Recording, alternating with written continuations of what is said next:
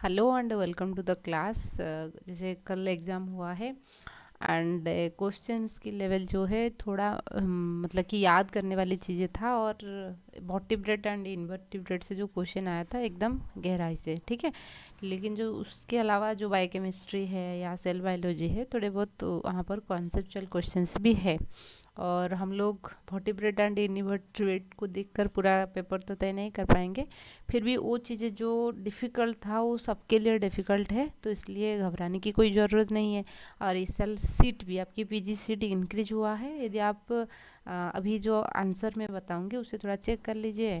यदि आपको मैच हो रहा है तो सीट तो कहीं पे मिल जाएगा, टेंशन लेने की ज़रूरत नहीं है। मतलब कि बहुत सारे ऑटोनोमस कॉलेज में भी इस बार पीजी सीट आया है। तो पेपर के लेवल सबके लिए वैसे ही था, ठीक है।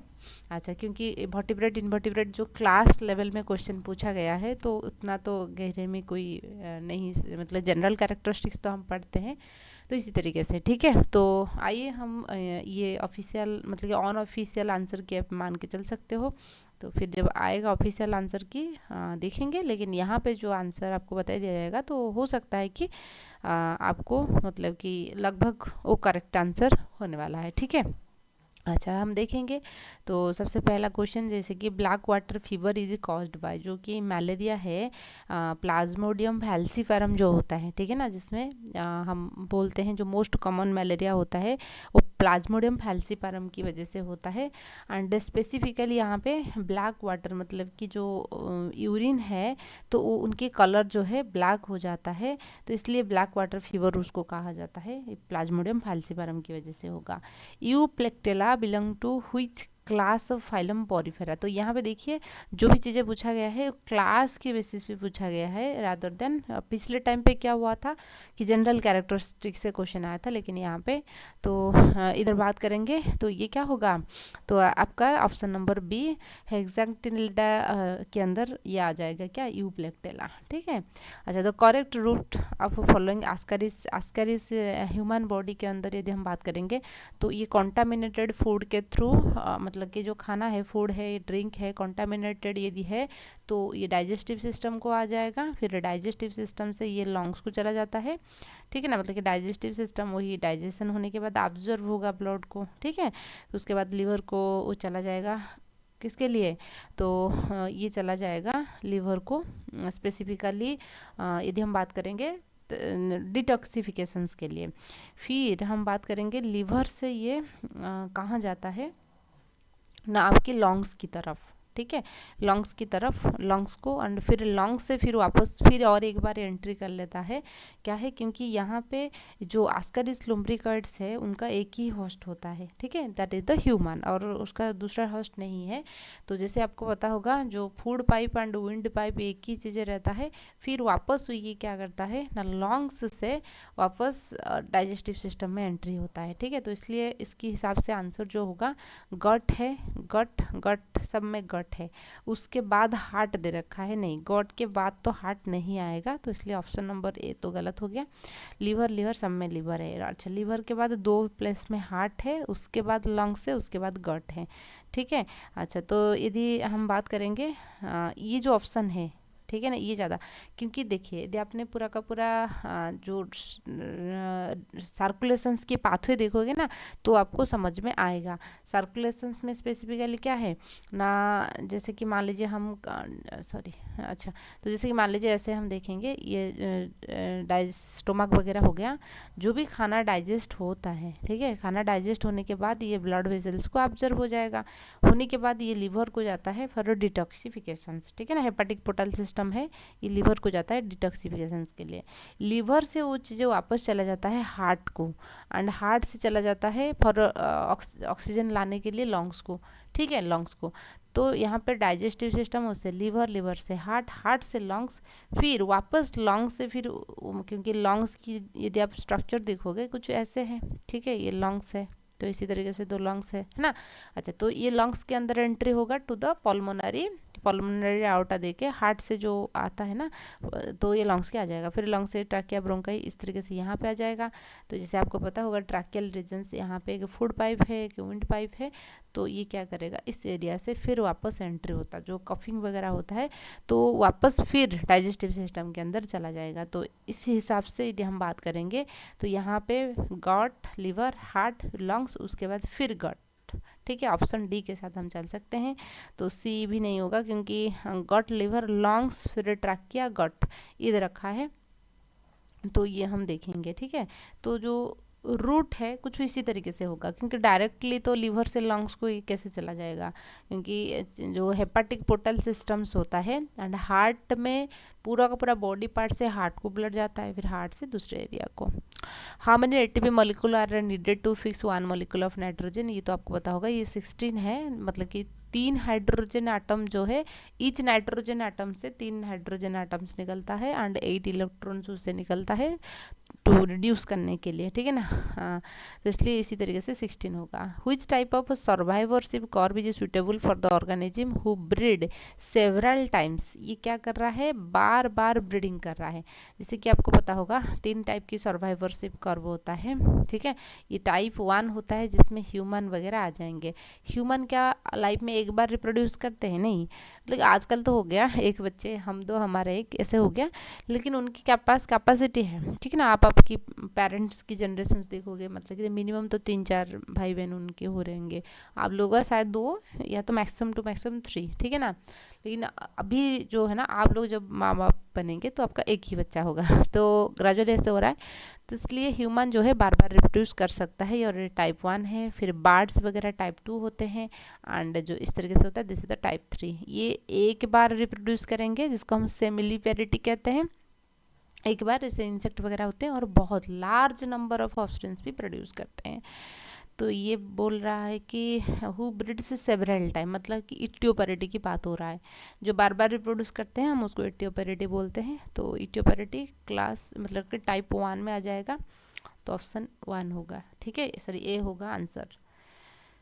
In ecological succession the climax community is best recognised by, जो क्लाइमैक्स कम्युनिटी होता है उसको हम P and R, P for production and R for respiration. ठीक है ना, आर फॉर रेस्पिरेशन, ये चीज़ भी हम जब इकोलॉजिकल सक्सेशन बात की थे वहाँ पे पता होगा कि नॉर्मली जो सक्सेशन होता है प्लांट के केस में आपको देखने को मिलता है। रेस्पिरेशन का मतलब है कि प्लांट फोटोसिंथेसिस तो किया, फोटोसिंथेसिस के दौरान खुद का खाना खुद बनाया, लेकिन उसके बाद उनकी बॉडी की मेंटेनेंस के लिए जो ग्लाइकोलाइसिस, क्रेब्स साइकिल, टीसी वगैरह होता है, प्लांट की ग्रोथ होगा, डिजीज़ की रेजिस्टेंस के लिए वो खुद से लड़ेगा, मतलब कि पैथोजन से लड़ेगा, तो इसलिए उनको भी कुछ एनर्जी की ज़रूरत होता है, और वही एनर्जी जिस प्रोसेस में वो निकालता है, ठीक है ना, बॉडी के लिए यूटिलाइज करता है, उसको हम रेस्पिरेशंस कहते हैं। एंड प्रोडक्शंस ऐसे आप मान सकते हो, तो उनके प्रोडक्शंस कितना है। In ecological succession the climax community, ये भी चीज़ें आपको पता होगा, इनिशियल जो होता है पाइनर स्टेज होता है, फिर हम सिराल देखते हैं एक के बाद एक, फिर लास्ट में जो आता है दैट इज द क्लाइमैक्स। ठीक है, तो क्लाइमैक्स में हम देखेंगे तो जितने भी productions rate and respiratory rate जो होता है क्या होता है ना, ये बराबर होता है। ठीक है, तो क्लाइमैक्स स्टेज, अर्ली स्टेज में प्रोडक्शंस लो मतलब कि लेस होता है, क्योंकि एनवायरनमेंट उतना अच्छा नहीं है अर्ली स्टेज में, तो इसलिए प्रोडक्शंस उतना नहीं हो पा रहा है, लेकिन रेस्पिरेशन प्रोडक्शन के कंपैरिजन इसमें ज़्यादा होगा। जो भी ऑर्गेनिजम्स ग्रो कर रही हैं वो अपनी एनवायरनमेंट को मेंटेन करने के लिए एनर्जी की इस्तेमाल करेंगे, तो इसलिए प्रोडक्शन जितना नहीं हो रहा है, रेस्पिरेशन उतना ज़्यादा हो रहा है। कब, अर्ली स्टेज में, है ना, लेकिन ये बोल रहा है कि एकदम स्टेबल स्टेज यानी कि क्लाइमैक्स स्टेज में तो वहाँ पे बराबर होता है। ठीक है, अच्छा सक्सेशन ये है। तो फिर हम बात करेंगे एम्पेरिकल फार्मूला, जो एम्पेरिकल फार्मूला होता है क्या है, ये तो मतलब कि डायरेक्ट क्वेश्चन से फार्मूला है, mean minus mode is equal to 3 mean minus median, ये डायरेक्ट क्वेश्चन है। अच्छा, suppose a person has 8 red, 5 green, 12 orange and 15 blue, test the null hypothesis that colored of ball occur with equal frequency में आना चाहिए, find the chi square value. देखिए हर बार chi square या तो, ठीक है ना, मीन मीडियम मोड यहाँ से क्वेश्चन से आ रहा है, जैसे मैंने बात की थी। तो यहाँ पे 8, 5, 12, 15 कितना बॉल है, 8, 5, 12, 15, ठीक है ना, अच्छा इतना ही है ना, 8 5 12 15, 8 5 12 15, हाँ। तो ये टोटल कितना हो गया, 15 प्लस 5 20, 12 प्लस 8 20, मतलब कि टोटल 40 बॉल हो गया। ठीक है ना, टोटल की जो बॉल है 40 है टोटल बॉल।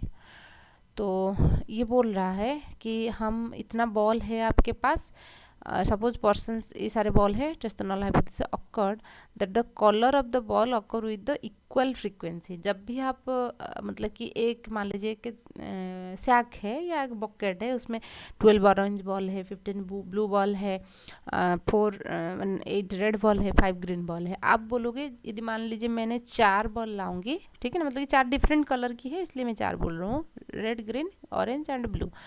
तो जितना रेड आने की फ्रीक्वेंसी रहेगा उतना ही ब्लू आने की फ्रीक्वेंसी रहेगा, उतना ही ऑरेंज आने की, इतना भी रेड। मान लीजिए 4 बॉल लाऊंगी, एक रेड एक ऑरेंज एक ग्रीन एक ब्लू, ऐसा आएगा। मैं सोच रहा हूँ, लेकिन ये तो नहीं होगा क्योंकि ब्लू की क्वांटिटी आप देख सकते हो बहुत ज़्यादा है एंड रेड की क्वांटिटी बहुत लेस है। तो हो सकता है कि 2 ब्लू आए, ठीक है ना, रेड बिल्कुल ना आए, तो हो सकता है। लेकिन हम तो उनके आने के चांसेस क्या क्या रहेगा हम देखेंगे, ठीक है, हर एक चीज़ में। तो उस काय स्क्वायर में पूछा है, जैसे कि आपको पता होगा काय स्क्वायर टेस्ट की जो फॉर्मूला होता है, observe value minus expected value divided bye कि उनके square divided by expected value, ठीक है, वही होता है उनका फॉर्मूला, ठीक है ना। अच्छा, तो यहाँ पे यदि हम देखेंगे जो ऑब्जर्व वैल्यू है, observe value minus expected value, observe value कितना है, ठीक है। अच्छा, तो ऑब्जर्व दे रखा है कि 8 जो होता है, 8 क्या था, रेड था, ठीक है। अच्छा अच्छा, तो एक्सपेक्ट हम क्या करेंगे, एक्सपेक्ट हम करेंगे कि आउट ऑफ 40 बॉल हम 4 कलर लाएंगे, हर बार 10-10 आएगा, ठीक है ना, हम ये एक्सपेक्ट कर रही हैं, ठीक है ना, हम ये एक्सपेक्ट कर रही हैं। तो काय स्क्वायर हम यदि निकालेंगे तो किस तरीके से काय स्क्वायर निकालेगा, देखिए, chi square is equal to observe value minus expected value divided by expected value, ठीक है ना, सिर्फ एक्सपेक्टेड वैल्यू। तो ये हो गया प्लस 4 टाइम्स है तो 4 टाइम्स हम लिखेंगे,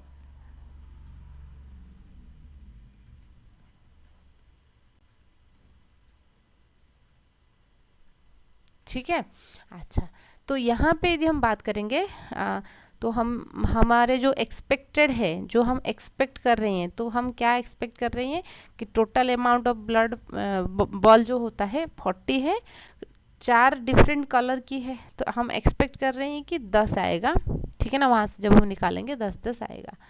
तो इसलिए हम क्या करेंगे ना, जो नंबर था 8 माइनस क्या था, ये तो 10 निकल रहा है, 10 उसका स्क्वायर डिवाइडेड बाय 10 प्लस 8 था, 12 कुछ था, 12 माइनस 10 डिवाइडेड बाय 10 इनके स्क्वायर, फिर 15 कुछ था, 10 डिवाइडेड बाय 10 फिर उनका स्क्वायर, फिर हम बात करेंगे 5 एक था, 5 माइनस 10, ठीक है ना, ये समझ में आ रहा है, तो यहीं से है। तो 8 5 12 एंड 15, इतना 4 डिफरेंट टाइप्स की बॉल है।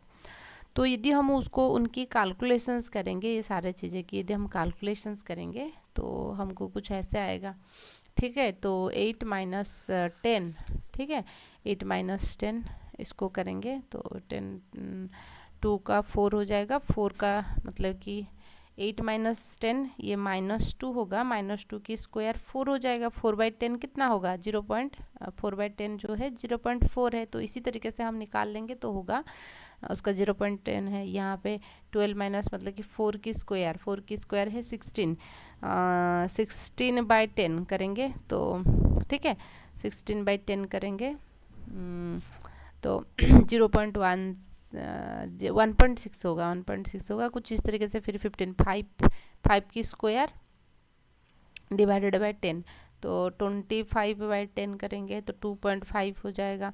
फिर 5 माइनस फिर हम 10 करेंगे तो उसको कुछ इस तरीके से जब हम करेंगे 0.4 प्लस 2.5 प्लस 0.4 प्लस 2.5 ऐसे करेंगे तो 5. तो उसको इसको कुल मिला के आप यदि देखोगे तो 5.8 आएगा। ठीक है, तो वही है फॉर्मूला एंड इस तरीके से आपको वैल्यू पुट करनी है और आपका आंसर ऐसे आ जाएगा। क्लियर हुआ?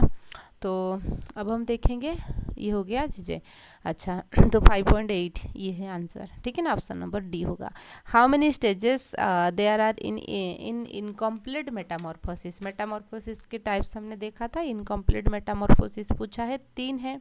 ठीक है ना, मेटामॉर्फोसिस जो होता है, एक नीफ एंड एडल्ट स्टेज आता है 3। ठीक है ना, एग आएगा, नीफ आएगा, उसके बाद एडल्ट आता है। Which one of the following belongs to class C है यार। अच्छा, सी हेयर जो है ना, तो अप्लासिया जो है इसको हम सी हेयर कहते हैं, जो खरगोश होता है, मतलब कि रैबिट होता है जो समुंदर में होता है। तो वो जो सी हेयर है उनका वो गैस्ट्रोपोड जो है ना, क्लास गैस्ट्रोपोडा का एक सब क्लासेस रहता है सी हेयर की। तो अप्लासिया तो नहीं दे रखा है, तो इसलिए हम स्नेल के साथ हम चल सकते हैं। ये थोड़ा डिफिकल्ट क्वेश्चन है, ठीक है ना, क्योंकि एक तो सी हेयर अप्लासिया दे रखा होगा तो हम थोड़ा इजी है, हाँ सी हेयर अप्लासिया है, अपने प्रैक्टिकल क्लास में शायद किए होंगे, लेकिन ये उसको नहीं दे रखा है, तो स्नेल के साथ हम चल सकते हैं। मतलब मेरे हिसाब से स्नेल होगा, क्योंकि उनके वो सब क्लास के अंदर आ रही हैं अप्लासिया, इसलिए। ठीक है, in which class of Echinodermata stalk is found attachment system. Asteroidea जो होता है उसमें स्टॉक पाया जाता है अटैच होने के लिए। टू प्रोड्यूस 100 जाइगोट और रिक्वायर्ड नंबर ऑफ मेयोसिस, मतलब कि जाइगोट आपको बनानी है। जाइगोट कैसे बनता है, ये है ओवम, ये है स्पर्म, तो जाइगोट बनता है। ठीक है ना। अच्छा, आपको 100 जाइगोट बनानी है, तो 100 आपको क्या चाहिए, ओवम, आपको 100 स्पर्म चाहिए। ठीक है।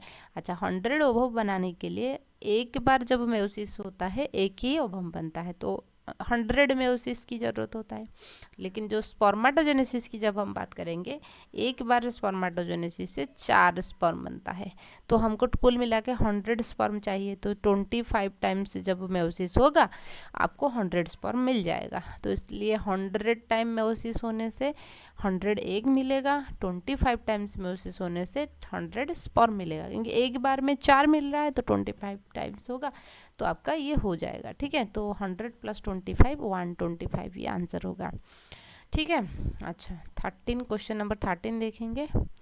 Which of the following is incorrect about ribosome सब यूनिट्स। तो 30 सब यूनिट्स के पास 16 है RNA, 19 प्रोटीन है, 30 50 ये प्रोकैरियोट की है ना, 70 एस राइबोसोम का, 40 60। अच्छा, तो उनका 5 एस 23 एस RNA, 50 एस की है ना। अच्छा, 31 प्रोटीन, 40 सब यूनिट्स के पास 18 एस, हाँ इनका जैसे 16 है, 18 है, 23 है, इनमें 28 है। ठीक है ना, यहाँ पे 25 दे रखा है, तो इसलिए ये गलत हो गया, तो वही पूछा है इनकरेक्ट क्या है। ठीक है। अच्छा, फिर हम बात करेंगे in human significantly more constitutive heterochromatin. Heterochromatin का रीजन होता है कि ऐसा रीजन जो कि ट्रांसक्रिप्शन मतलब जीन एक्सप्रेशन जिसमें नहीं होता है। सिग्निफिकेंट मोर कॉन्स्टिट्यूटिव रीजन्स हम कहाँ पे देखने को मिलेगा, 1 9 16 19 एंड वाई क्रोमोसोम यहाँ पे आपको देखने को मिलेगा। ठीक है।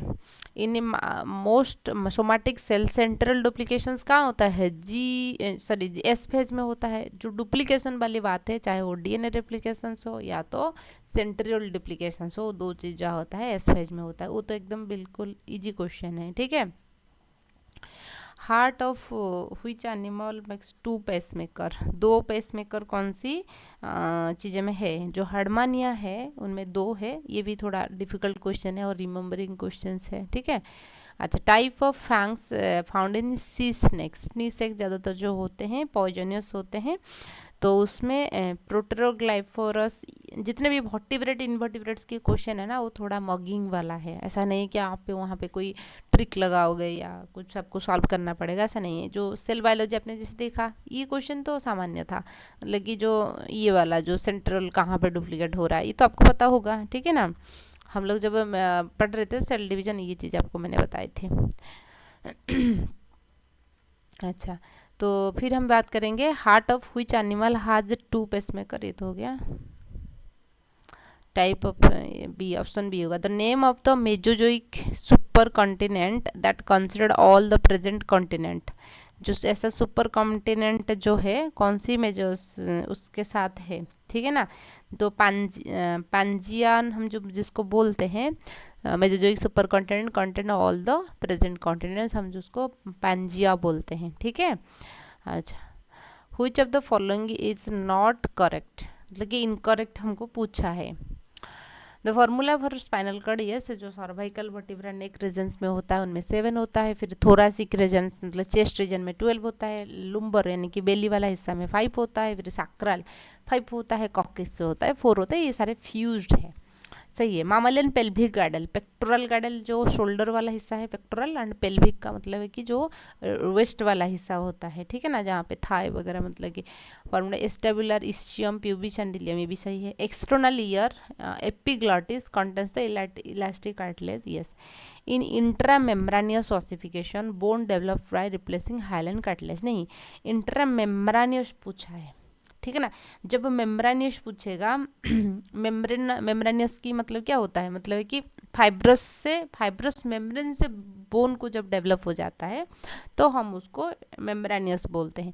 लेकिन जब कार्टिलेज से होगा तो एंडो मेम्ब्रानियस हम बोलेंगे, इंट्रा मेम्ब्रानियस नहीं, मतलब कि वो कार्टिलेज से बनी हुई है, तो ये गलत हो जाएगा। ये फाइब्रस इंट्रा मेम्ब्रानियस का मतलब है कि रिप्लेसिंग बाय फाइब्रस कार्टिलेज, ठीक है ना। The type of epithelial cells that forms the stratum germinatum, ठीक है। जो स्ट्राटम जर्मिनेटम्स वाला जो है ये बोल रहा है कि ये कॉलमनर एपिथेलियल सेल से, याद रखिए जर्मिनल सेल्स जो होता है कॉलमनर सेल से वो बनी हुई है ना। अच्छा, in excitation contraction coupling, excitation contraction coupling, contractions coupling क्या है पूछा है, ठीक है। अच्छा, तो muscle action potential propagate along the sarcolemma and down the transverse tubuli, तो वही होता है कपलिंग, कंट्रैक्शन कपलिंग। तो कपलिंग का मतलब कि साथ में जो हो रहा है, muscle action potential propagate along the sarcolemma and down the transverse tables, क्योंकि जब आप देखोगे, क्योंकि आपकी इन्फॉर्मेशन तो मान लीजिए आपको मच्छर काटेगा, एक ही एरिया में काटेगा, पूरा का पूरा मसल्स में कैसे फैल जाता है, क्योंकि यहाँ पे जो ना टी ट्यूबल्स होते हैं, ट्रांसवर्स ट्यूबल्स होते हैं, जो कि इन्फॉर्मेशन इस एरिया से इस एरिया को होता है, तो इसलिए साथ में मतलब कि एक एरिया में आपको मच्छर काटने से इन्फॉर्मेशन पूरा का पूरा एरिया को ऐसे ऐसे ट्रांसमिट हो जाता है, वो साथ साथ में होता है सब में, ठीक है ना। तो वही चीज़ है, ऑप्शन नंबर ए आपका आंसर रहेगा। Which is the most common neuro transmitter in the brain, brain में सबसे कॉमन न्यूरो ट्रांसमीटर जो होता है ये क्या है, ठीक है ना। गाबा तो एक इनहिबिटरी है, ऐसा तो नहीं है। ग्लूटामेट जो रहेगा वो मोस्ट कॉमन रहता है। डोपामिन जब हम खुश हो जाते हैं जैसे कोई मूवी वगैरह हमने देखा या कोई दूसरे की बुराई करने के बाद, कुछ लोगों के लिए वो खुशी की मामला होता है, डोपामिन थोड़ा बहुत सीक्रेट हो जाता है इसलिए अच्छा लगता है। तो हमेशा नहीं, हमेशा आप एक्साइटेड स्टेट में नहीं रह सकते हो, या हमेशा आप सैड स्टेट में भी नहीं रह सकते हो। सेरोटोनिन होगा तो आप दुखी बन जाओगे, डोपामिन होगा तो आप हाइपर एक्टिव बन जाओगे। जैसे जो अल्कोहल वगैरह, जो सिगरेट वगैरह होता है, तो वो डोपामिन थोड़े बहुत सीक्रेट कर लेता है तो आदमी खुश हो जाता है, ऐसा तो हमेशा नहीं होगा।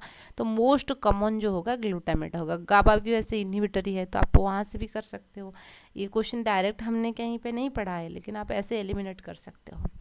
एलएच सर्ज, ये तो एकदम सिंपल क्वेश्चन है। एलर्ट सर्ज कहाँ होता है, ये ओव्यूलेशन पढ़ाने के टाइम पे मैंने अच्छे से बताई थी आपको कि जो 14th day of menstrual cycle होता है, जहाँ पे एलएच हार्मोन के लेवल बहुत ज़्यादा होता है, इसलिए ओवरी से ओवम जो है निकल आता है फॉलोपियन ट्यूब की तरफ, तो ये ओवुलेटरी फेजेस में होगा।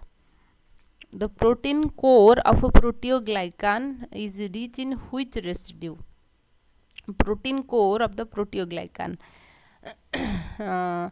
प्रोटियोग्लाइकान जो है मतलब कि प्रोटीन प्लस ग्लाइकोजेंस वगैरह जो रहता है, सेरिन एंड थ्रोनिन रेसिड्यू में उभरा हुआ है, ठीक है ना, प्रोटियोग्लाइकान की। Structure that has hydrogen bond between polypeptide, मतलब है कि दो पॉलीपेप्टाइड के बीच में बात कर रहे हैं, अरेंज साइड बाय साइड, ठीक है ना। बिटवीन पॉलीपेप्टाइड का मतलब है कि दो पॉलीपेप्टाइड, ये एक पॉलीपेप्टाइड है, दूसरा पॉलीपेप्टाइड है। प्राइमरी स्ट्रक्चर जो प्रोटीन के होता है, एक ही तो पॉलीपेप्टाइड चेन होता है ना, ठीक है ना, प्राइमरी है इसलिए। अच्छा, अल्फा हेलिक्स में भी एक ही चेन, बस ऐसे ऐसे ऐसे हुआ है, राइट हैंडेड या लेफ्ट हैंडेड है, ठीक है ना, हम ऐसे बोलते हैं। तो यहाँ पे तो दो पॉलीपेप्टाइड, ना तो प्राइमरी स्ट्रक्चर के दो की बात आ रहा है, ना तो हेलिक्स में दो की बात आ रहा है, ये भी नहीं है। टर्शियरी स्ट्रक्चर में फोल्डेड हो जाते हैं, ये पॉलीपेप्टाइड चेन आपस में फोल्डेड हो जाता है, वहाँ पे दो की बात नहीं आता है। जो बीटा स्प्लिटेड सीट होता है, यहाँ पे दो पॉलीपेप्टाइड बीच में चीज़ें बनता है, तो इसलिए एंटी पैरेलल बीटा सीट होता है, पैरेलल बीटा सीट होता है, ये भी हम प्रोटीन की स्ट्रक्चर में पढ़े हैं, आपको पता होगा, ठीक है। तो ये भी आसानी से आप कर सकते हो, ठीक है। अच्छा, a DNA renaturation response is given by, actually ये जो चीज़ें है ना, CSR नेट की ये चीज़ें है ना, जो मेल्टिंग टेम्परेचर वाली बात जो है, उसको हम कॉट कर्व से मतलब है कि डिनोट करते हैं, यानी कि एक मतलब डीएनए डबल हेलिकल स्ट्रक्चर होता है, ठीक है ना, ये हाइड्रोजन बॉन्ड से जुड़े हुए हैं, एडेनिन थायमिन से दो hydrogen bond, guanine and cytosine के बीच में 3 हाइड्रोजन बॉन्ड होता है। तो हम कितने टेम्परेचर देने से ये जो स्ट्रैंड है अलग अलग हो जाएंगे, मतलब कि हाइड्रोजन बॉन्ड ब्रेक हो जाएगा, तो उसको हम मेल्टिंग टेम्परेचर कहते हैं, ठीक है। तो मान लीजिए ये सेपरेट हो गए, उसको हम डीनेचुरेशंस कहेंगे। डीनेचुरेशंस का मतलब है कि आपने सेपरेट किया, हाइड्रोजन बॉन्ड को ब्रेक किया, तो इसलिए। डिग्रेडेशंस का मतलब है कि न्यूक्लियर मतलब कि डीएनए ही एकदम टुकड़ा टुकड़ा हो जाएगा, यहाँ पे दो स्ट्रैंड में अलग हो गया, लेकिन वहाँ पे डिग्रेडेशंस। डीनेचुरेशंस का मतलब सेपरेट हो गया। आपने क्या करोगे, टेम्परेचर को ज़्यादा करोगे, हाइड्रोजन बॉन्ड टूट जाएगा, जब हाइड्रोजन बॉन्ड टूट जाएगा तो अलग अलग हो जाएंगे, फिर वापस टेम्परेचर को लो कर लोगे तो ये फिर आपस में मिल जाएंगे, उसको हम बोलते हैं रीनेचुरेशंस, और एक बार उन्होंने मिल गया। तो वो चीज़ को दिखाने के लिए कॉट कर्व, जो sine theta cos theta tan theta आपने पढ़े ना जियोमेट्री में, वही कट कर्व हम देखते हैं। तो कट वैल्यू कितना है, कट वैल्यू पैराडॉक्स से रहता है, कट कर्व है। तो जितना ज़्यादा टेम्परेचर लगेगा, ठीक है ना, मान लीजिए बहुत ज़्यादा टेम्परेचर लग रहा है स्ट्रैंड को सेपरेट करने के लिए, इसका मतलब है कि तगड़ा हाइड्रोजन बॉन्ड है, इसका मतलब है कि GC रीजन बहुत ज़्यादा है, क्योंकि G एंड C के बीच में 3 हाइड्रोजन बॉन्ड होता है। यदि एक DNA को सेपरेट करने के लिए आपको 5 मिनट लग रहा है, दूसरे DNA को सेपरेट करने के लिए आपको 15 मिनट लग रहा है, तो इसका मतलब है कि इस DNA के अंदर ज़्यादा GC है, और 5 मिनट लग रहा है यहाँ पे ज़्यादा 80 है, क्योंकि A एंड T के बीच में 2 हाइड्रोजन बॉन्ड होता है, ठीक है। तो इसको हम कॉट कर्व से देखते हैं। तो ये भी थोड़ा मतलब कि ठीक है, जो इस साल जो बच्चे देख रहे हो तो उनके लिए, जो अगले साल के लिए देख रहे हो, तो रिक्वेस्ट है कि आप CSR नेट की जो क्वेश्चंस होता है, उनकी जो पार्ट B क्वेश्चन होता है, यहाँ से कुछ क्वेश्चन डायरेक्ट भी आ रहा है, ठीक है। अच्छा, देखेंगे allosteric inhibition is a kind of, हाँ, तो ये तो कट कर्व हो गया। Allosteric inhibition is a kind of, allosteric जैसे कि आपको पता होगा एंजाइम की एक एक्टिव साइड्स रहेगा जहाँ पे आके ये बाइंड होगा, आलो का मतलब कि अनदर साइड्स भी रहता है, ठीक है ना, एक्टिव साइड्स के अलावा और एक साइड्स भी रहता है। Allosteric inhibition is a kind of, तो ये क्या है, कॉम्पिटिटिव होगा क्या, नहीं, कॉम्पिटिटिव में क्या होता है, वही एक्टिव साइड्स में आपका एंजाइम भी सॉरी सबस्ट्रेट आके भी बाइंड करेगा, एंड इनहिबिटर आके भी बाइंड होगा, ठीक है। दोनों की रहता है, उसको हम इन कॉम्पिटेटिव कहते हैं। यहाँ पे नॉन कॉम्पिटेटिव होता है, ठीक है ना, एक अलग साइड्स में आके ये बाइंड करेगा। Allosteric inhibition is a kind of non competitive inhibitor, क्योंकि ऑन कॉम्पिटेटिव में क्या होता है, एंजाइम सबस्ट्रेट कॉम्प्लेक्स के साथ वो बाइंड होता है, कौन, आपकी इनहिबिटर आके बाइंड होता है यहाँ पे, लेकिन एलोस्टेरिक इनहिबिटर क्या करेगा, दूसरे साइड्स में आके बाइंड होगा। अच्छा, in craniostylic jaw suspension the lower jaw is suspended at, जो लोअर जॉ है वो कहाँ को क्वाड्रेट में सस्पेंड हुआ, मतलब कि जो सस्पेंडेड हुआ है। The ruminant stomach has a 4 chamber, yes ये चीज़ भी हम पढ़ चुके हैं कंपैरेटिव एनाटॉमी में, ओमासम आबोमासम है ना, रूमेन रेटिकुलम ओमासम आबोमासम हमने पढ़े हैं। तो ये बोला है कि कैमल मतलब कैमल जो होता है उनका क्या लैक है, ओमासम उनमें लैक होता है। तो ये भी थोड़ा ट्रिकी क्वेश्चन था, मतलब कि सारे कुछ था जो जो नहीं था वही पूछा है। The right common carotid artery is a branch of, right common carotid artery, तो मतलब है कि हार्ट से जो ब्लड वेसल्स निकल रहा है बॉडी को ट्रांसपोर्ट करने के लिए, उसके बारे में पूछा है, ठीक है। सो हैंड को जो ब्लड सप्लाई, मतलब कि ये हार्ट है, हार्ट से पूरा का पूरा बॉडी पार्ट्स को ब्लड सप्लाई होगा। तो पूरा जो हमारा हार्ट ब्रैचियोसेफेलिक हैंड की तरफ जो ब्लड वेसल गया है, वहाँ से एक ब्लड वेसल्स निकल के इसी तरीके से ब्रेन को गया है। तो राइट कॉमन कैरोटिड आर्टरी, मतलब कि आप ऐसे दिखोगे, ठीक है ना, इस तरीके से जो है ना ब्रेन को जो गया है, हम उसको राइट कॉमन कैरोटिड कहते हैं, जो कि ब्रैचियोसेफेलिक आर्टरी से निकल रही हैं। Which of the following group has completely motor cranial nerve, मैंने बताया था आफा, ठीक है ना, A Q O Q T square आफा जी भी एस करके मैंने आपको बताई थी, उनकी निमोनिक्स के साथ साथ ओ क्यू टी स्क्वायर आफा जी भी एस करके, ठीक है ना। तो ये ऑल्फैक्टरी ऑप्टिक, ठीक है ना, ऑल्फैक्टरी ऑप्टिक ऑक्यूलोमोटर। तो ऑक्यूलोमोटर मतलब कि जो थर्ड है वो आपका आ जाएगा मोटर में, ठीक है ना, मोटर में आ जाएगा। ये कम्प्लीटली मोटर पूछा है, क्योंकि कुछ मोटर होते हैं, कुछ मिक्स्ड होते हैं, मतलब कि सेंस ऑर्गन का जो सेंस क्रैनियल नर्व होते हैं सेंसोरी, मोटर एंड मिक्स्ड होते हैं। सेंसोरी मतलब है कि जो इन्फॉर्मेशन, जैसे आंखें हो गया, ऐसे इन्फॉर्मेशन जब ब्रेन को जाएगा तो उसको सेंसोरी कहते हैं। जो ब्रेन जो प्रोसेसिंग करने के बाद जिसके थ्रू इन्फॉर्मेशन भेजता है, हम उसको मोटर न्यूरॉन्स कहते हैं। तो ये बोल रहा है कि जो थर्ड है तो वो आ जाएगा, ठीक है ना, वहाँ से। तो देखिए थर्ड जो है, थर्ड तो 3 में है, ठीक है ना, सब में है। अच्छा, तो ये नहीं होगा, समझ रहे हो ना। अच्छा, तो फिर हम ट्रॉक्लियर एंड ट्राइजेमिनल देखेंगे, ठीक है। थर्ड के बाद 4 आ जाएगा ट्रॉक्लियर, फिर ट्राई, तो फिर ठीक है ना, ट्रॉक्लियर ट्राई 3 to 5, ये 6 है, ठीक है ना। एब्ड्यूसेंस होता है तो भी एक मोटर होता है, फेसियल होता है, ग्लॉसोफेरेंजियल। तो स्पेसिफिकली यदि हम बात करेंगे कौन सी चीज़ें जो है, ठीक है, ये पूरा का पूरा जो है आपके रहेगा मोटर न्यूरॉन्स के अंदर रहेगा, ठीक है। The precursor of T lymphocyte originate in, T lymphocyte हो चाहे बी लिम्फोसाइड्स हो, कहाँ बनते हैं, बोन मैरो में बनते हैं। लेकिन टी लिम्फोसाइड जो होता है मैच्योर होने के लिए कहाँ चला जाएगा, थाइमस को, इसलिए उनके नाम जो होता है थाइमस होता है। तो ये पूछा है कि ओरिजिनेट कहाँ हुआ है, तो बोन मैरो होगा, ये तो एकदम इजी था, ठीक है ना। अच्छा, तो आप लोगों को लग रहा है कि क्योंकि कुछ क्वेश्चंस तो गलत हुआ है, कुछ नहीं अटेम्प्ट कर पा रहे होंगे, तो इसलिए, ठीक है। अच्छा, ये भी हम वॉल्यूम एंड कैपेसिटी का भी डिस्कस किए थे, चैनल पे भी वीडियो है, ठीक है। अच्छा, देखिए यहाँ से आपको ज़्यादा कुछ करने की भी ज़रूरत नहीं है। देखिए इंस्पिरेटरी कैपेसिटी, जैसे पता होगा वॉल्यूम मिलने के बाद कैपेसिटी रहता है। इंस्पिरेटरी कैपेसिटी जो है, मतलब कि कितना हम इंस्पिरेशन करने की कैपेसिटी रहता है। टाइडल वॉल्यूम नॉर्मली जैसे हम इंस्पिरेशंस कर रहे हैं, और एक फोर्सफुल रहता है, ठीक है ना, और एक रहता है क्या, फोर्सफुल रहता है, जो इंस्पिरेटरी रिजर्व वॉल्यूम रहता है। ये दोनों मिलेंगे तो इंस्पिरेटरी कैपेसिटी होगा, मतलब आपके नॉर्मली कितना सांस ले रहे हो, फिर फोर्सफुल आपने कितना सांस लिया, जो इंस्पिरेटरी रिजर्व वॉल्यूम होता है, दोनों मिलेगा तो इंस्पिरेशन कैपेसिटी हो जाएगा। तो टीवी एंड आईआरवी, हाँ, ये एक ही थर्ड है, एक ही थर्ड आप देख सकते हो, एक ही ऑप्शन पे है, तो हो जाएगा आराम से, ठीक है ना। बाकी सारे आप मैच कर लीजिए। ये भी ऐसा तो आप नहीं बोल सकते कहाँ दूसरे शायद था, ये भी तो आपकी फिजियोलॉजी की क्वेश्चन है।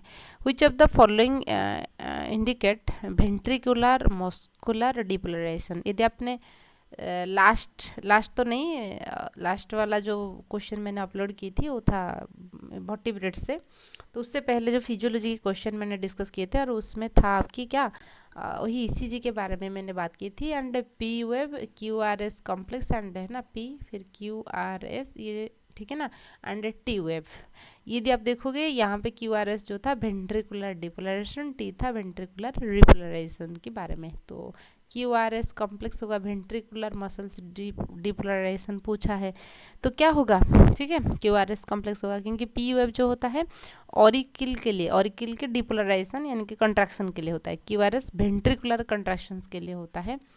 तो कंट्रैक्शंस को हम डिपोलराइजेशन से मेंशन करते हैं, तो बी होगा answer. The vitamin that does not have a coenzyme activity, क्योंकि विटामिन जो होते हैं एंजाइम अकेला काम नहीं कर पाते हैं, एंड इसलिए उनको कोई मतलब कि दूसरे चीज़ की हेल्प लेना पड़ता है, उसको हम कोफैक्टर कहते हैं। कोफैक्टर कभी मेटल हो सकते हैं, मेटल आयन जैसे जिंक हो गया, जैसे आयरन हो गया, हीमोग्लोबिन में आयरन होता है। तो इसी तरीके कुछ जो विटामिन होते हैं वो भी कोफैक्टर के हिसाब से काम करते हैं। तो यहाँ पे दे रखा है कि जो टोकोफेरल है वो आपका कोई भी विटामिन बी की हम देखेंगे, जो विटामिन ई की टोकोफेरल ई है, ठीक है। तो इसको हम ब्यूटी विटामिन भी कहते हैं। तो ये कोई भी कोएंजाइम के हिसाब से काम नहीं करता है, तो विटामिन हो जाएगा, ठीक है। अच्छा, फिर हम बात करेंगे following N example of glucogenic amino acids. यहाँ पे क्वेश्चन जो दे रखा है is an glucogenic amino acid. जैसे आप पता होगा अमीनो एसिड्स को हमने उनकी ओरिजिन कौन सी चीज़ें, यदि अमीनो एसिड्स ब्रेक होने के बाद है ना ग्लाइकोलिसिस या कीटोजेनिक चीज़ें बना रही हैं, एक होता है ग्लूकोजेनिक अमीनो एसिड्स, एक होता है कीटोजेनिक अमीनो एसिड्स, एक होता है ग्लूकोकीटोजेनिक, ठीक है ना, ग्लूकोकीटोजेनिक। याद रखिए कीटोजेनिक के लिए L2 मैंने बात की थी, लाइसिन एंड ल्यूसिन होता है। तो यहाँ पे ल्यूसिन है, ल्यूसिन आपका आ जाएगा कीटोजेनिक में। फिर ग्लूकोकीटोजेनिक के लिए IP-T3 मैंने आपको बताई थी, आइसोल्यूशन फिनाइलएलानिन ट्रिप्टोफैन टायरोसिन्स रहता है, ठीक है ना। IP-T2 या कहीं कहीं में टायरोसिन भी 3 भी रहता है IP। तो आइसोल्यूशन, ठीक है ना, ट्रिप्टोफैन टायरोसिन फिनाइलएलानिन, टायरोसिन्स में ये ग्लूकोकीटोजेनिक में आ रही हैं। तो मेरे हिसाब से आप ऑप्शन सी भी सही होना चाहिए, डी भी सही होना चाहिए, ठीक है। तो यदि हम बात करेंगे तो यहाँ पे देखेंगे कि वो सेरिन मोस्ट, यदि ये दोनों की दोनों आंसर जो है सही है, क्योंकि इसको छोड़ने के बाद सारे जो इतने होते हैं जो 13 रहेंगे तो ये आपका आ जाएंगे ग्लूकोजेनिक में। तो ये दोनों आ रही हैं। यदि नया वर्जन ऑफ NCERT के अकॉर्डिंग देखोगे, हाँ सेरिन को हम साथ हम चल सकते हैं, लेकिन दोनों की दोनों सही होना चाहिए, ठीक है। हम जितना भी पढ़ चुके हैं, जो कि ग्लूकोजेनिक कितना है, कीटोजेनिक कितना है, वो दोनों में से फिर हम फाइनल आंसर के आने से देखेंगे क्या है। तो ये बोल रहा है कि क्रेब साइकिल में FAD is reduce to the recent. Kreb cycle में कहाँ पे, जब वो सक्सिनेट फ्यूमारेट को कन्वर्ट हो रहा है, FAD में कन्वर्ट हो रहा है। ये तो क्रेब साइकिल की स्टेप है, ये भी इजी है, ठीक है। अच्छा, तो entry of pyruvate into TCA cycle, ये तो आपको पता होगा, ग्लाइकोलिसिस की जो एंड प्रोडक्ट होता है पायरुवेट होता है। पायरुवेट एस्टिल एंजाइम्स जो है वो पायरुवेट एस्टिल कोएंजाइम को कन्वर्ट होता है, उसके बाद वो क्रेब साइकिल में एंट्री होगा, ठीक है। डायरेक्टली पायरुवेट जो है क्रेब साइकिल को एंट्री नहीं होता है, यहाँ पे लिंक रिएक्शंस होता है। एक बोल रहा है कि उसको कौन इनहिबिट करेगा, जब जो सेलुलर कंसंट्रेशन की इनकी ज़्यादा रहने से, ATP, क्योंकि जो चीज़ अभी ATP बनाने के लिए, मतलब कि एनर्जी बनाने के लिए हमको क्या करना पड़ता है, ग्लाइकोलिसिस, उसके बाद क्रेब साइकिल, फिर इलेक्ट्रॉन ट्रांसपोर्ट चेन होता है, तभी वो ATP बनता है। जब बॉडी में ऑलरेडी ATP है तो बॉडी ज़्यादा ATP बनाने की कोशिश क्यों करेगा, तो इसलिए ATP जब ज़्यादा रहता है वो इनहिबिट कर लेता है। Minimum how many tRNA are required to translate unambiguously all 61 sense codon. तो नॉर्मली जो है 31 tRNA रहता है, जो कि डिफरेंट जो कोडन्स रहता है ना, 61 कोडन्स को लाके mRNA में जुड़ने के लिए। During splicing which of the following site is not recognize the spliceosome. Splicing के मतलब क्या होता है, जो नासेंट mRNA जो बनी हुई है उसमें कुछ कोडिंग रीजन होते हैं, कुछ नॉन कोडिंग, मतलब कि इंट्रॉन एक्सोन्स होता है, एक्सोन इंट्रॉन्स होता है। तो हमको रिमूव करके इंट्रॉन्स को एक्सोन को जोड़नी है। तो इसलिए हमने बात की थी, एक 3 प्राइम साइट, एक 5 प्राइम साइट, 3 प्राइम साइट और एक A साइट होता है। एंड A साइट को हम बोलते हैं ब्रांचिंग पॉइंट। लेकिन G रिच साइड ऐसा तो कुछ नहीं था। यदि आपने स्प्लाइसिंग अच्छे से पढ़ी है तो आपको पता होगा, ठीक है ना। क्वेश्चन इसी तरीके से, मतलब कि क्वेश्चन से जो दे रखा है शायद आपको होगा कि इस तरीके से क्वेश्चन आपने नहीं किया है। क्या आपने G रिच साइड कुछ सुना है स्प्लाइसिंग में? ये तो हमने नहीं सुना है। हमने 5 प्राइम सुना है, 3 प्राइम सुना है, ए रिच होता है जो स्प्लाइसोजम आएगा, है ना। 25, 25, 33 मैंने बात की थी। तो ठीक है ना, 5 प्राइम 3 प्राइम रहता है, उसके ऊपर अटैक करेगा, यहाँ पर लैरिड फॉर्म निकल जाएगा। ये भी हम डिस्कस किए थे ना। तो G रिच रीजन तो कुछ नहीं है, ऑड वन आइड भी आप कर सकते हो, ठीक है।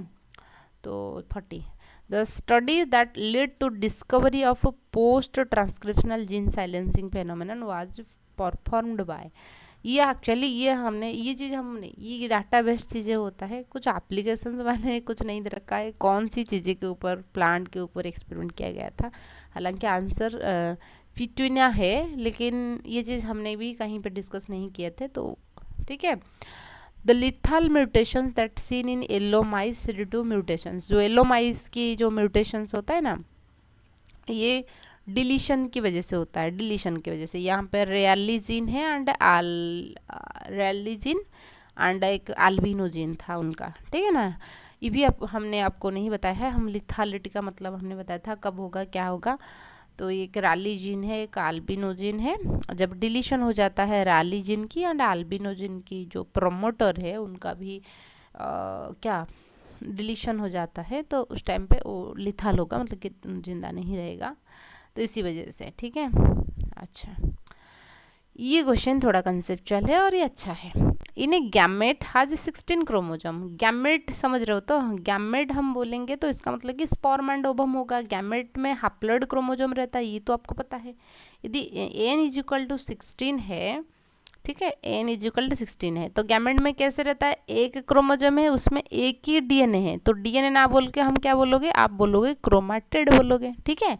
अच्छा, बिफोर एनाफेज 1, मतलब कि गैमेट तो मेयोसिस की प्रोडक्ट होता है, मेयोसिस फर्स्ट सेकेंड, गैमेट होता है मेयोसिस सेकेंड की प्रोडक्ट। तो इसलिए यदि एक ऑर्गेनिजम्स में की गैमेट में 16 नंबर ऑफ क्रोमोजोम है, जैसे हम लोगों की गैमेट में 23 क्रोमोजोम रहेगा, लेकिन हमारे जो बॉडी सेल्स होता है उनमें 23 पेयर ऑफ क्रोमोजोम यानी कि 46 नंबर ऑफ क्रोमोजोम रहता है।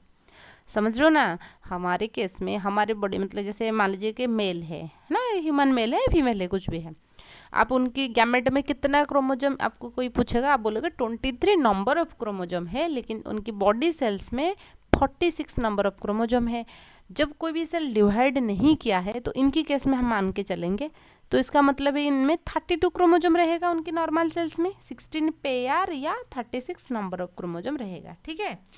अच्छा, तो 36 जब भी सेल डिवाइड नहीं करता है, 32 नंबर ऑफ क्रोमोजोम, 32 क्रोमैटिड भी उनमें रहेगा, तो कुछ ऐसे रहेगा, ठीक है। 32 क्रोमोजोम, 32 क्रोमैटिड या डीएनए आप बोल सकते हो। लेकिन जब सेल मेयोसिस हो या तो माइटोसिस करने के लिए सोचेगा, तो इसलिए एस फेज, मतलब कि सेल साइकिल की जो फेज है उसको क्रॉस करेगा, तो इसलिए एस फेज में चीज़ें डबल हो जाता है, तो इसलिए क्रोमोजोम नंबर तो 32 रहता है, लेकिन क्रोमैटिड नंबर डबल हो जाएगा। क्रोमोजोम कुछ आप ऐसे नजर आएगा, ठीक है। मैं यहाँ पे आपको करके बता देती हूँ, जैसे कि देखिए ह्यूमन की बात करेंगे, मान लीजिए ऐसे ऐसे हमारा है पहले, ठीक है। जब भी सेल कुछ डिवीजन वगैरह नहीं किया है, तो मैंने ऐसे कितना 3 पेयर मैंने बनाया। इसी तरीके से ह्यूमन में कितना होता है, 23 पेयर होता है। हर एक पेयर के अंदर एक डीएनए है, डीएनए डबल स्टैंडर्ड है, इसलिए मैंने ऐसे ऐसे बनाया है।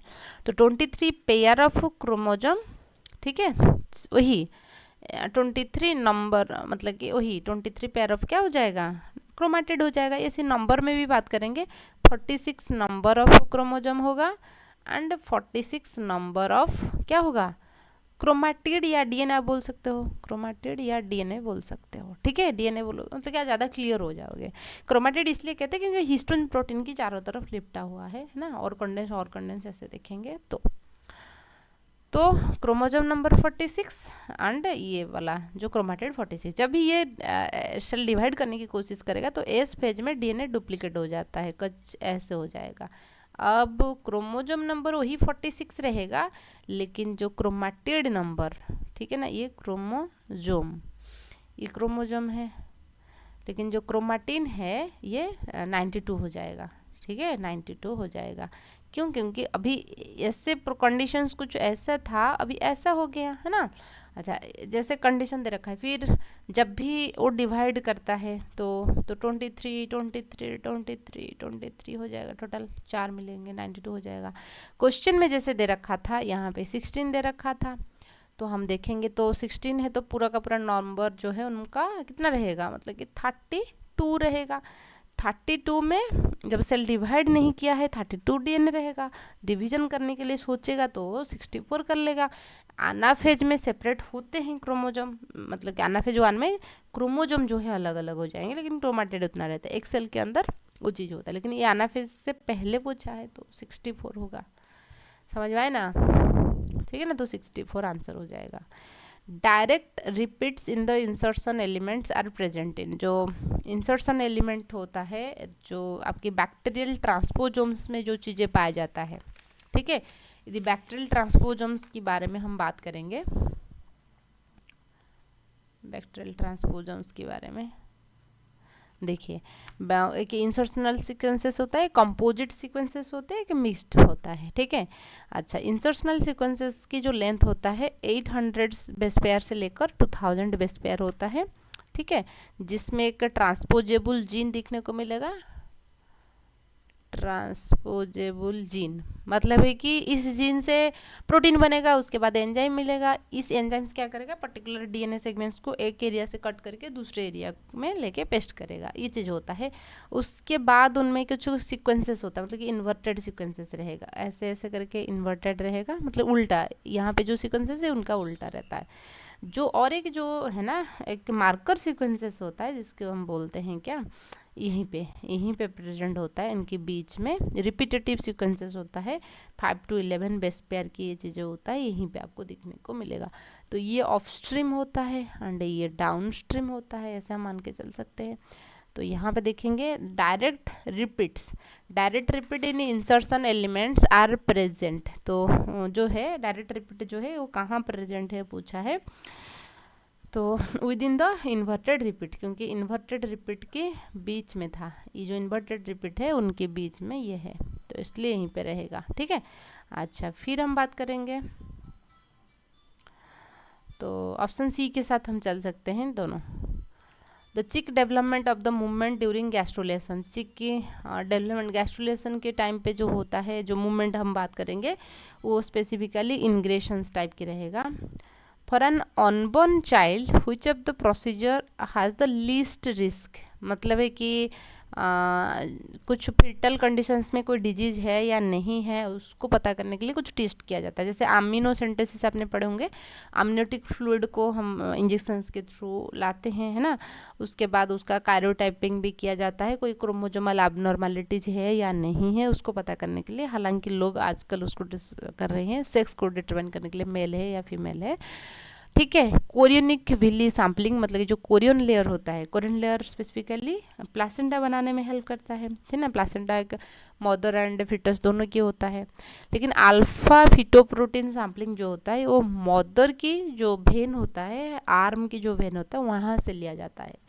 तो आप सोच सकते हो खुद, ये भी वही, मतलब कि मदर यूट्रस से लाएंगे, कोरियनिक सैम्पलिंग ये तो प्लासेंटा से लाएंगे, तो ये ज़्यादा रिस्क हो जाएगा, ठीक है ना। मान लीजिए पंचर करने के टाइम पे डेवलपिंग फिटस में कहीं पे होल छेद हो गया, कुछ हो गया, तो प्रॉब्लम है नहीं है। हालांकि बहुत केयरफुली किया जाता है, फिर भी रिस्क जो होता है उसमें ज़्यादा होता है। यहाँ पे मदर की आर्म रीजन से, यहाँ से आपको मदर जो प्रेग्नेंट वोमेन है उससे लाएंगे, तो क्या रिस्क तो नहीं है बच्चे के लिए, है ना, अनबॉर्न चाइल्ड के लिए तो रिस्क नहीं है। तो ऑप्शन ए के साथ हम चल सकते हैं, ठीक है। ये भी नया था, ये दोनों सही था, लेकिन आपको ऑप्शन एलिमिनेट करते हुए ये आपको शायद पता नहीं होगा, ठीक है ना। ये दोनों तो लेकिन पता था, ऐसे ऑप्शन एलिमिनेट करना भी चाहिए। Type of placenta found in the ruminant ungulates के अंदर जो टाइप्स ऑफ प्लासेंटा यदि हम बात करेंगे, एपिथेलियोकोरियल जो होता है उसमें होता है। फिर Miocenes epoch between Oligocene and Pliocenes के बीच में म्यूसिन्स आता है, ये भी जियोग्राफिकल टाइम स्केल्स में हमने देखा था। देखिए, Pithecanthropus erectus the first fossil of Australopithecus was discovered by Dubois form. अच्छा देखिए, यहाँ पे मैंने पहले सोचा कि ऑस्ट्रेलोपिथेकस को पूछा है, ऑस्ट्रेलोपिथेकस जो था वो तो साउथ अफ्रीका से पहले हुआ था, लेकिन यहाँ पे वो होमो इरेक्टस के बारे में दे रखा है, मतलब कि पिथेकांथोपस इरेक्टस जो कि जाभा से उसको जाभा मैन हम कहते हैं, अपने जाभा जो आज का इंडोनेशिया है वहाँ से उसका फॉसिल हुए डिस्कवर्ड हुआ था, तो जाभा मैन होगा उनका right answer. The gradual evolution of a species that continue to exist as an interbreeding population, मतलब ये सिंगल लिनियर में हो रहा है, evolution of a species that continue to exist and interbreeding populations, मतलब कि एक जनरेशन दूसरे जनरेशन, इंटरब्रीडिंग पॉपुलेशन का मतलब है कि सेम स्पेसीज के बीच में हो रहा है, लिनियरली हो रहा है। अनाजेनेसिस कहेंगे, क्योंकि क्लाडर जेनेसिस में क्या होता है, डिफरेंट डिफरेंट स्पेसीज में क्या हो रहा है या कैसे स्प्लिट हुआ है, तो अनाजेनेसिस हो जाएगा।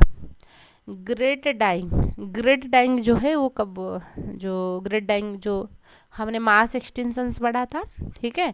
अच्छा, मास एक्सटेंशंस में परमियन ट्राइजे की मास एक्सटेंशन जो थे ना, 5 बिग मास एक्सटेंशंस था, उसमें परमियन ट्राइजे की मास एक्सटेंशंस को हम ग्रेट डाइंग मास एक्सटेंशंस कहते हैं। अच्छा, फिर हम बात करेंगे 52 question. Domesticated rabbit were released into the isolation in an island for a generation of the total. तो आइसोलेशन में दे रखा है, ठीक है। तो यानी कि जो हार्डी यूनिवर्ग की हम बात करेंगे, ठीक है। तो ऐसा मतलब कि नो इमिग्रेशन नो इमाइग्रेशन, तो ये तो हार्डी यूनिवर्ग के आजम्पशंस है। तो 9% दे रखा है, ठीक है ना। 9% जब दे रखे होंगे तो आप 9/100 कर लोगे। 9/100 का मतलब है कि 0.09। तो ये रिसेसिव एलेली दे रखा है, यानी कि स्मॉल ए या तो आप क्यू स्क्वायर मान सकते हो, इसको हम एलेली ऐसे मान के चलेंगे ना, इज इक्वल टू 0.09।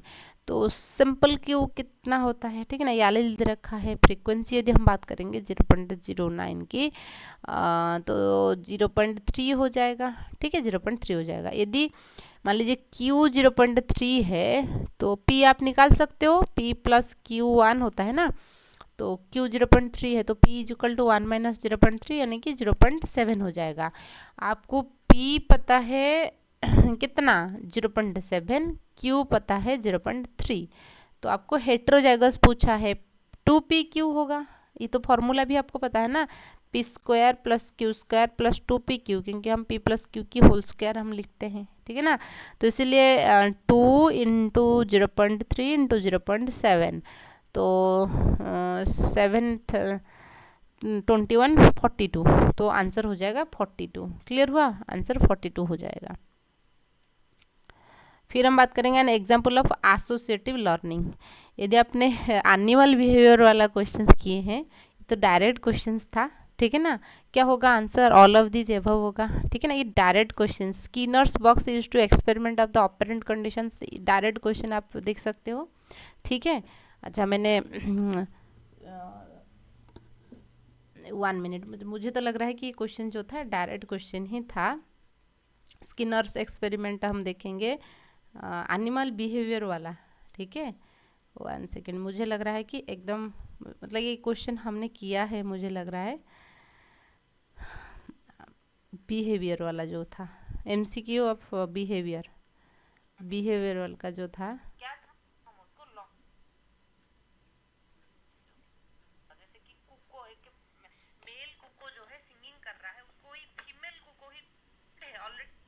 हाँ, an example of associative learning would be classical conditioning, operant conditioning, Pavlovian conditioning, ऐसे कुछ करके क्वेश्चंस था और मैंने उसको आपको डिस्कस किए थे, ठीक है ना। और वहाँ पे भी हम डिस्कस किए थे N example of associative learning would be, example of associating learning would be. यदि आपने नहीं दिखा है इस वाला चीज़ों को देखिए, ठीक है। एग्जैक्टली सेम क्वेश्चंस रिपीट हुआ है एंड एग्जाम्पल, ठीक है ना। Classical conditioning, operant conditioning and Pavlovian conditioning, ठीक है, ठीक है, देख सकते हो आप। अच्छा, फिर स्किनर्स बॉक्स दे रखा है। अच्छा, लेवल ऑफ स्पेसिफिसिटी हम डिस्कस किए थे। स्किनर्स बॉक्स मैंने आपको वहीं दिन उस दिन समझाई थी स्किनर्स बॉक्स के बारे में, ठीक है। अच्छा, ऑपरेंट, हाँ, what are the involve in the trial and error method, उसमें मैंने आपको रैट की जो स्किनर बॉक्स मतलब कि जो लीवर उन्होंने प्रेस किए थे, green light and red light के कॉन्सेप्ट मैंने आपको बात की थी। तो उसके बारे में भी है, मतलब कि डायरेक्ट नहीं है लेकिन स्किनर्स बॉक्स के बारे में मैंने आपको बात की थी। रैट ने जब रेड लाइट को टच किया तो उनको शॉक मिला, इलेक्ट्रिक शॉक। जब ग्रीन लाइट को उन्होंने टच किया उसको खाना मिल गया। तो ट्रायल एंड एरर की मेथड से उसको कैसे वो चीज़ किया गया था, वो चीज़ भी हम डिस्कस किए थे, ठीक है। एंड ठीक है। अच्छा, अच्छा, biological clock of mammalian is located, ये भी हम देखे थे, ठीक है ना। Body's primary circadian pacemaker is known as, तो उसको हम पेसमेकर भी कहते थे, ये भी हम डिस्कस किए थे, जो सुप्राकियाज्मेटिक न्यूक्लियस, ठीक है। तो उस दिन जब वो मतलब कि डायरेक्ट क्वेश्चंस था, ठीक है। अच्छा, तो कहाँ है, हाँ, बॉडीज प्राइमरी सार्केडियन पेसमेकर सुप्रा कियाज्मेटिक न्यूक्लियस एसियन, ये था, ये आंसर हो जाएगा। ठीक है। अच्छा, तो cos site of the cosmid, cosmid की जो कॉस साइट है वो क्या है हम देखेंगे। कॉस साइट कंसिस्ट ऑफ, उसमें 12 बेसिस होता है, help the whole genome in circularity and लाइगेशंस।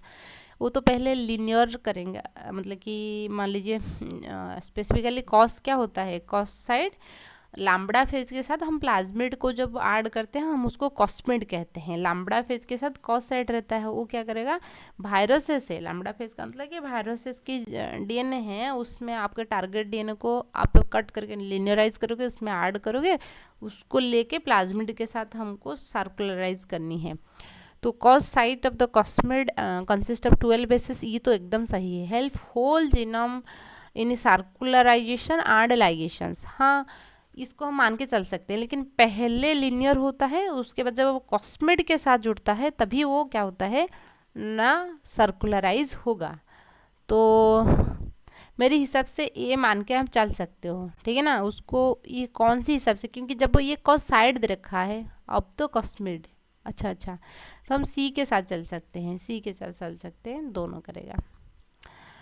In 1990 the first gene therapy was given to, ये भी हम डिस्कस किए थे, एडीए एंजाइम्स के बारे में, जो 4 साल की लड़की था, ठीक है ना, ये चीज़ हमने डिस्कस किए थे, ठीक है ना। स्कीड एंड एड्स के बारे में जब डिफरेंसेस मैंने बात की थी, उस टाइम पे हमने बताए थे एडी एंजाइम्स में डिफेक्ट था, उसको हमने कैसे किए थे।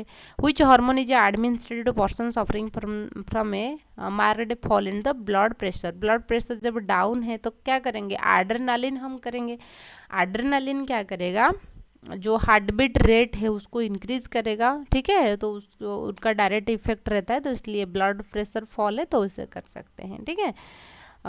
Who submitted the first patent CRISPR Cas 9 technology in 2012, जो क्रिस्पर गैस टेक्नोलॉजी था ना, ये रैट के अंदर HIV जो वायरसेस की जो जीन है उसको कम्प्लीटली एलिमिनेट करने के लिए चीज़ें हुआ था, वो रिसेंट चीज़ें हैं 2012 की। तो डोना एंड चैपलिन, ये उस चीज़ें उन्होंने नोबेल प्राइज़ में उनको मिला था, तो ये भी थोड़ा रिसेंट टॉपिक है, ये भी ठीक है ना, डिफ़िकल्ट होगा, तो ठीक है, ये डिफ़िकल्ट की कैटेगरी में है। टिटानी इज कॉज, टिटानी में क्या होता है, कैल्शियम लेवल घट जाता है, लो कैल्शियम लेवल, लो कैल्शियम लेवल का मतलब क्या होता है, कैल्शियम लेवल जब रहेगा हाइपोपैराथायरॉयडिज्म कंडीशंस आ जाएगा, ठीक है। अच्छा, फिर उसके बाद देखेंगे what method can be used for carrying out in vivo fertilization for a sterile but a fertile female, कौन सी मेथड, देखिए यहाँ पे इन विवो दे रखा है। हम यदि बात करेंगे गिफ्ट, गिफ्ट की फुल फॉर्म होता है gamete intra fallopian transfer. Gamete मतलब है कि स्पर्म एंड ओवम को आप फैलोपियन ट्यूब में ट्रांसफर करोगे। जब वो स्पर्म एंड ओवम को हम फैलोपियन ट्यूब में ट्रांसफर करेंगे तो फर्टिलाइजेशन बॉडी के अंदर होगा, फर्टिलाइजेशन बॉडी के अंदर होगा, इसका मतलब है कि इन इन विट्रो, ठीक है ना, in vitro in vivo, in vivo, ये विवो दे रखा है, ठीक है ना। इन विवो का मतलब है कि बॉडी के अंदर चीज़ें हो रहा है, इन विट्रो का मतलब है कि जैसे कि बॉडी की आउटसाइड ऑफ द बॉडी होगा। What method can be used carrying Vivo, कौन सी, तो गैमेट इंट्राफैलोपियन ट्रांसफर जो होता है तो हम बॉडी के अंदर ट्रांसफर करेंगे। जिप्ट में भी हम क्या करते हैं, जाइगोट इंट्राफैलोपियन ट्रांसपोर्ट, हम जाइगोट को फैलोपियन ट्यूब में ट्रांसफर करते हैं। जाइगोट हम कहाँ बनाते हैं, टेस्ट ट्यूब में बनाते हैं। यदि वो मतलब कि उनके टाइम पीरियड 8 सेल से पहले है, हम फैलोपियन ट्यूब के अंदर उसको इंसर्ट करेंगे। यदि 8 सेल के बाद में हम ट्रांसफ़र कर रहे हैं तो हम यूट्रस में करेंगे, जिसको हम इंट्रा यूट्रेन ट्रांसफ़र कहते हैं। समझ रहे हो ना। टेस्ट ट्यूब बेबी की 2 चीज़ होता है। टेस्ट ट्यूब बेबी अपने फ्यूज़ किया टेस्ट ट्यूब्स के अंदर, इन विट्रो फर्टिलाइजेशन किया, ठीक है ना, इन विट्रो फर्टिलाइजेशन जिसको IVF बोलते हैं। इन विट्रो फर्टिलाइजेशन कहाँ हो रहा है, इन विट्रो मतलब कि लैबोरेटरी में हो रहा है। तो यहाँ पे होगा, कहाँ पे, आपकी टेस्ट ट्यूब में होगा। होने के बाद एक सेल जाइगोट तो एक सेल होता है, फिर उसमें क्लीवेज होगा 2 सेल, 4 सेल, 8 सेल। जब 8 सेल से पहले आप चीज़ों को ट्रांसफ़र करके मदर बॉडी के अंदर ट्रांसफ़र करोगे तो आप जिप्ट उसको कहलाते हैं, जाइगोट इंट्रा फॉलोपियन ट्रांसफर। यदि 8 सेल के बाद आप ट्रांसफर कर रहे हो तो आप यूट्रस के अंदर उसको ट्रांसपोर्ट करनी है, तो intra uterine. Artificial insemination and gamete intra Fallopian transfer. देखिए ये दोनों आर्टिफिशियल इंसेमिनेशंस में भी वही होता है, मतलब कि सीमेन जो है, ठीक है, ये दे रखा है for a sterile but fertile female, ठीक है ना, दो चीज दे रखा है।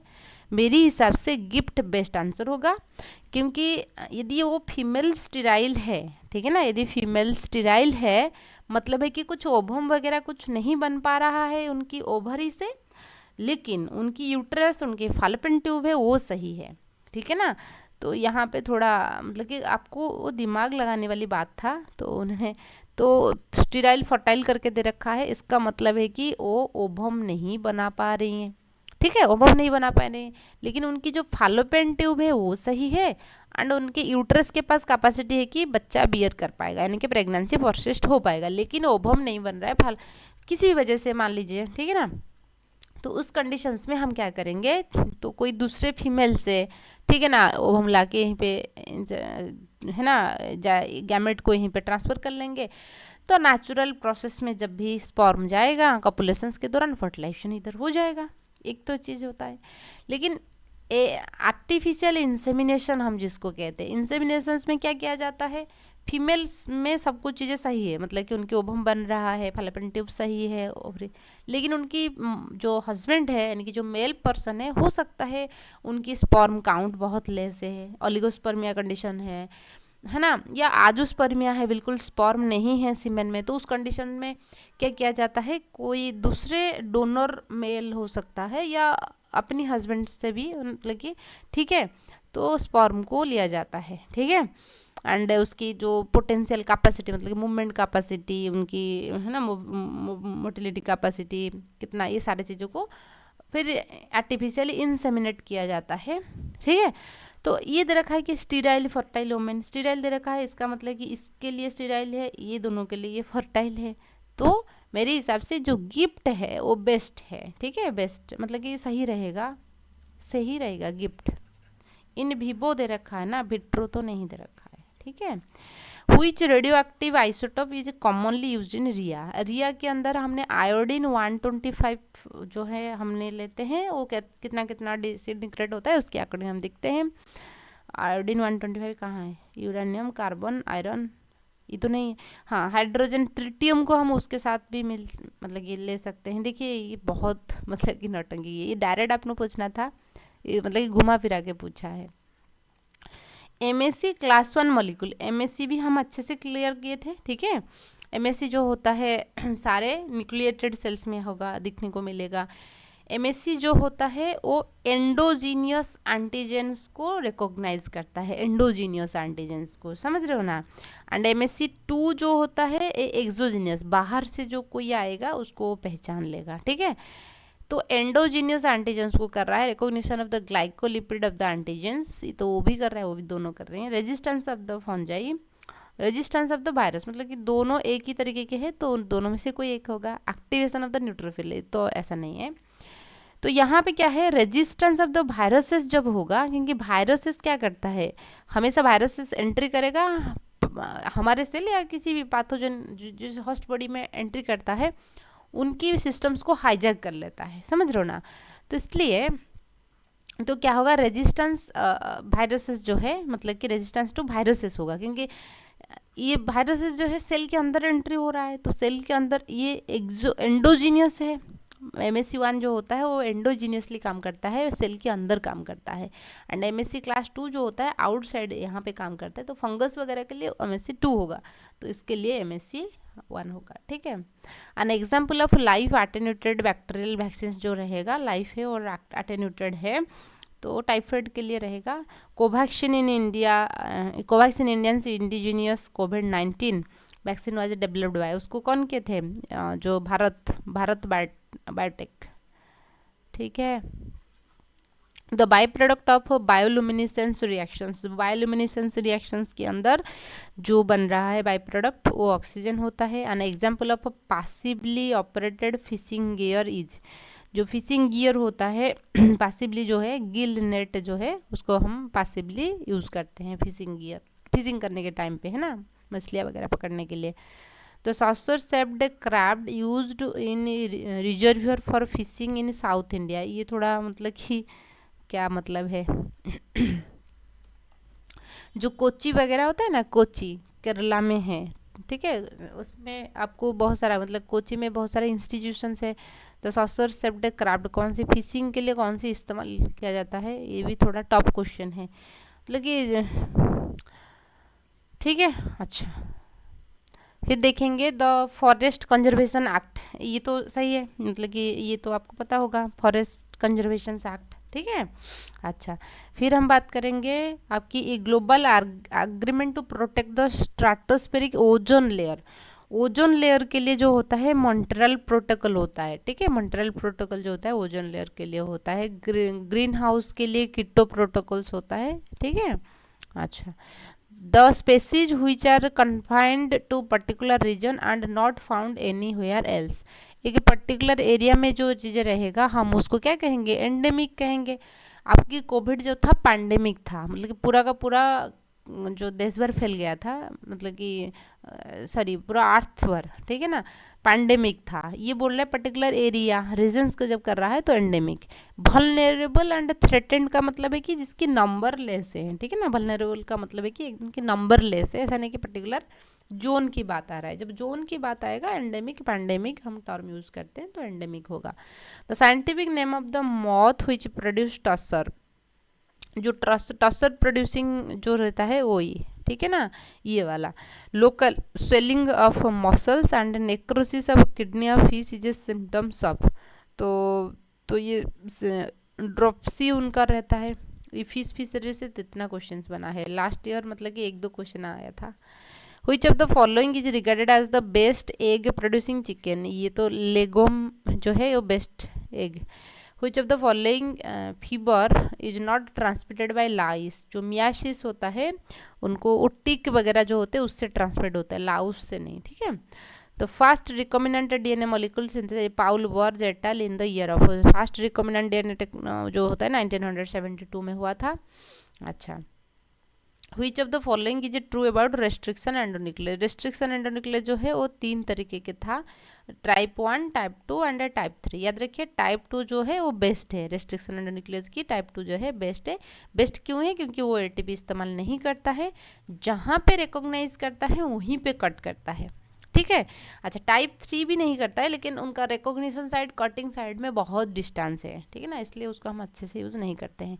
तो टाइप 1 एंड 2 रिक्वायर्ड एटीपी नहीं हुआ, 2 तो एटीपी रिक्वायर्ड नहीं करता है, टाइप 1 2 3 रिक्वायर्ड, यहाँ पर भी 2 को ATP, type 2 requires no ATP, yes, and clips DNA within the recognition से, जहाँ पे रिकॉग्नाइज करेगा वहीं पे कट करेगा। Type 2 required ATP and clips the DNA within नहीं, ये रिक्वायर्ड नॉट करता है लेकिन जहाँ पे रिकॉग्नाइज करेगा वहीं पे कट नहीं करता है। तो ऑप्शन नंबर जो सी है वही आंसर रहेगा।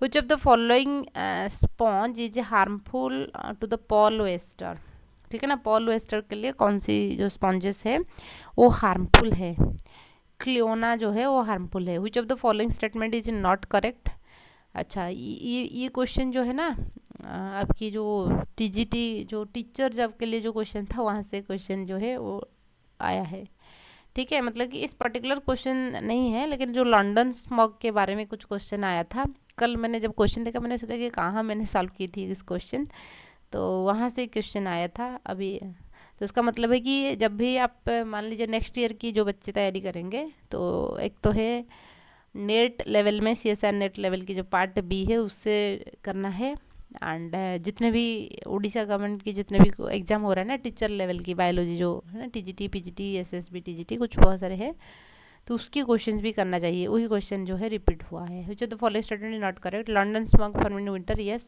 Los Angeles smog is photochemical nature, reducing nature, smog is sulpho, तो ये रिड्यूसिंग नहीं, ये ऑक्सीडेटिव होता है, तो ठीक है।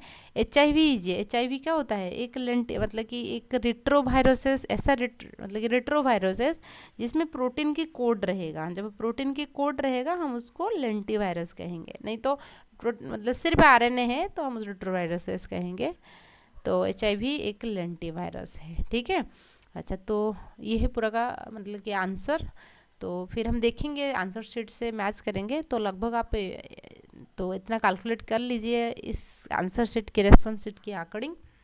ठीक है, शॉर्ट वीडियो में मैं उनकी एक डिटेल्स लिस्ट दे दूंगी, यदि आपको डिस्क्रिप्शन चाहिए तो ये सारी चीज़ें आप देख लीजिए। So thank you. यदि आपकी तरफ से मतलब कि कोई कुछ मतलब लग रहा है कि आंसर ये हो सकता है भी, आप भी आपके ओपिनियन शेयर कर सकते हो, कोई प्रॉब्लम नहीं है। बाद में कोई बच्चे देखेगा तो उसको पता लग जाएगा। ठीक है, सो थैंक यू। मेरे हिसाब से ये आंसर मतलब कि होना चाहिए, फिर हम देखेंगे। ठीक है, थैंक यू।